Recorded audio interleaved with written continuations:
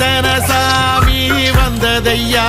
இது எந்தெந்த சாமி தந்ததையா எத்தனை பாட்ட சொன்னதையா அத சுத்துற பூமி கண்டதையா அடிச்சு வீசும் காத்துலையும் அந்த தகப்பனாச சுத்துதையா பிடிச்சு பூக்கும் வேதையிலும் ஒரு வம்சத்து கதையே உள்ளதையா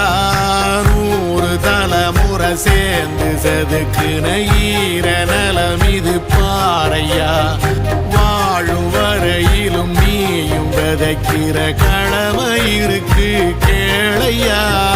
கோடி விளக்காயேந்தி கிடந்த வீடும் இருண்ட